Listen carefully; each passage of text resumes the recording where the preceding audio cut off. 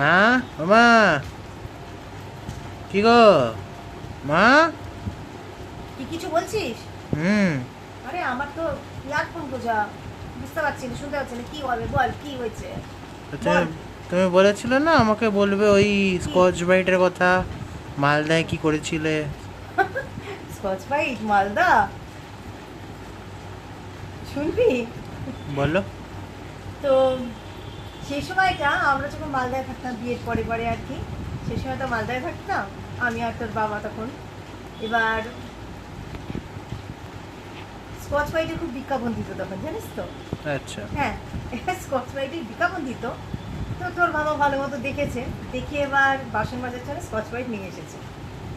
তো আমি খাওয়া দাওয়ার পরে ওখানে না মানে একটা ভাড়া বাড়িতে থাকতাম, তা আর ভাড়া বাড়িটা খুব স্যাঁতস্যাঁতে ছিল, আর সেরকম ঘরটর ছিল না, স্যাঁতস্যাঁতে মানে? ভেজা ড্যাম পড়া টাইপের। আচ্ছা। আর কি বলতো, ঘরগুলো কেন অন্ধকার ছিল, আর বেশি ইয়ে ছিল না, তো বাসনটা আমাকে বাথরুমেই মাজতে হতো। আর বাবারে মানে বড় বড় এরকম মাকড়সা ছিল, আমি যেগুলোকে ভয় পাই। তো হুম। কী করবো, অগর তো ওখানে থাকতেই হতো আমাদের। ভাড়া বাড়ি, কোথায় এখন বাড়ি পাবে ওখানে। তো বাবা তো এবার খাওয়া দাওয়া হয়ে গেছে, বাবা বলছে যে তোমার জন্য একটা নতুন জিনিস যেটা বিজ্ঞাপনে দেখেছি নিয়ে এসেছি বলে এবার স্কচ ব্রাইটটা আমাকে দিয়েছে, দিয়ে বলছে যে এবার বাসন ইয়ে করা আছে, বাসন মাজতে হবে। হুম। হ্যাঁ। হুম। আমাকে বলছে কি বলতো, আমি না বলছি যে ওইটা আমি বললাম, কিছু দেবে না? বলে না না, বিজ্ঞাপনে দেখাই তো, এটাই তুমি ঘষো। আমি কেমন দেখ, না তো বয়স অনেক অল্প ছিল, অভিজ্ঞতাও ছিল না। এখন তোর বাবারও তাই অবস্থা। এবার বিজ্ঞাপনটা দেখেছে, অ্যাডের মধ্যে দেখে না স্কচ ব্রাইটে বাসন মাজা যায় এইটুকু জানে। এবার ওইটাতে যে সাবান দিতে হবে সেটা তোর বাবার মাথাতে নেই, মানে জানতো না আর কি। আমাকে বলছে যে তুমি মাজো। আর ওর কথা মতো আমিও দেখি খুঁজে যাচ্ছি, আরে কি হলো, এ না তেল উঠছে না পোড়া উঠছে, কিছুই উঠছে না। এটা মানে বিজ্ঞাপনে তো দেখায় সব কিছু উঠে যায়, আর সব কিছু উঠে যায়, এটা ঘষলে পরে উঠে যায়, এটা তো কিছু সাবান টাবান দেবো নাকি? বলে সে তো বুঝতে পারছি না সাবান টাবান দেবো কিনা, জানি না। তো কি করবো, ওইভাবেই এই স্কচ ব্রাইট বলে ওইখানেই হবে আমায় বলছে, ওইটাতে, ওইটা বড় বড় বিজ্ঞাপন দেখে ওইটা ঘষলে ওটার মধ্যেই সব কিছু আছে, ওটাতেই করো তুমি। আমি তো কি করবো, আমার যেভাবে বলেছে আমিও করে যাচ্ছি, করে টোরে ওইভাবে বাসন টাসনগুলো ধুয়ে, না তোর পোড়া দাগ উঠেছে, না দুধের সসপ্যানে দুধ উঠেছে, না তেল উঠেছে, ওইভাবে করে টোরে রাখলাম। তারপরে আমি খালি বলে যাচ্ছিলাম তোর বাপকে যে এরকম নয়, কিছু মনে হয় দিতে হবে।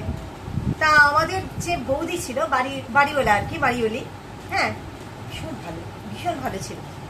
তো আমি খুব একটা সচরাচর যেতাম না, উনি আসতেন বা যাতায়াতের পথে কথা হতো। তা আমি তোর বাবুকে বললাম যে এরকম তো হওয়ার কথা নয়, কোনো ফেনা হচ্ছে না, কিছু না।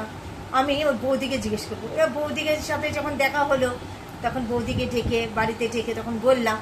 বৌদি তো হেসে একেবারে, কি অবস্থা বৌদির, বলে আরে এটার মধ্যে তো কোনো রকমের সেই সাবান দিতে হয়, সেইটা দিয়ে হচ্ছে স্কচ ব্রাইটটা ঘষে সব। হ্যাঁ, বলছে ঠেলা, এবার আমি তোমার বাবাকে বলছি যে দেখেছো, তোমাকে আমি বললাম।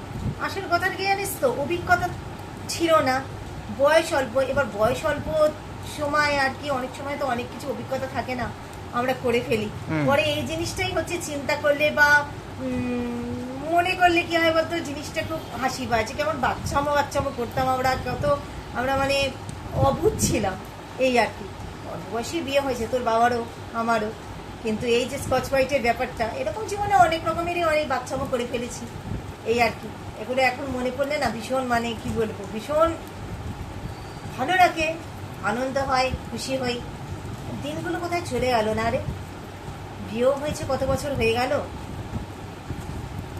দিনগুলো সব হারিয়ে গেল, বুড়ো হয়ে গেলাম। ওই দিনগুলো ভালো ছিল রে। বুড়ো তো হয়েই গেছো। বুড়ো তো হয়ে গেছি, এটা ঠিক, কিন্তু ওই দিনগুলো মনে কত আনন্দ ছিল, উচ্ছলতা ছিল, ওই শরীরে এতে যন্ত্রণা ফন্ত্রণা ছিল না বাবা। সবচেয়ে বড় কথা, মনে কোনো কষ্ট সেরকম ছিল না। ওই নতুন নতুন বিয়ে তো মনের মধ্যে বড্ড আনন্দ তখন, কত রকমের স্বপ্ন, কত কিছু ঘুরে বেড়াচ্ছি তখন। সব কিছু চলে গেল রে ধীরে ধীরে। যত দিন গেল তত বুঝতে পারলাম বাস্তবটা কি, অনেক স্বপ্ন দেখতাম, অনেক অনেক স্বপ্ন দেখতাম। বিয়ে হলে এই হবে, বিয়ে হলে সেই হবে, বিয়ে হলে আমার পরে এইভাবে আমায় রাখবে। সব চলে গেল জীবন থেকে, জানিস তো। যখন বাস্তবের মুখোমুখি হলাম, একটা একটা করে দিন গেল না আমার, তখন দেখলাম না সবই স্বপ্ন, বোকার মতো দেখেছি। আমি ইম্যাচিওর ছিলাম তো, আর বাবার ভীষণ আদরে ছিলাম, ভীষণ ইম্যাচিওর, মানে অনেক বয়স অব্দি আমি আদো আদো ভাবে কথা বলতাম। তারপর যখন ঠোক্কর খেলাম, ঠোক্কর খেতে খেতে আদো কথা একদম আধারে মিলিয়ে গেল, এই আর কি। যাই হোক, এই হচ্ছে ছোট একটা অভিজ্ঞতা আমার। এরকম অনেক অনেক অভিজ্ঞতা জিজ্ঞেস করবি, আমি তোকে বলবো, ঠিক আছে? এই আচ্ছা আচ্ছা। আর কি, নে তোর ক্লাস আছে, যা এবার পড়তে যা, পড়তে যা, আমাকে একটু শুনতে দে, একটু শুনতে দে, বন্ধুরা কি ব্লগ করছে শুনতে দে। আচ্ছা আমার খুব ভালো লাগে ব্লগ করলে বন্ধুদের। কি ঠিক আছে।